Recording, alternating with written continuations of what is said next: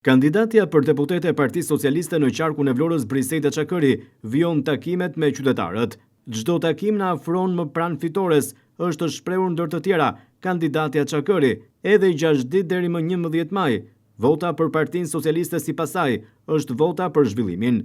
Kandidatja socialiste për deputete në listën e hapur Brisejta Çakëri po takon qytetarët, por edhe biznesin. Ajo po diskuton me ta për programin e Partisë Socialiste, por gjithashtu edhe për të ardhmen, e cila duhet jetë ndritur, dhe të gjithë duhet i besojnë Partisë Socialiste si e vetmi alternativë sipas saj që do ta çojë vendin në Bashkimin Evropian.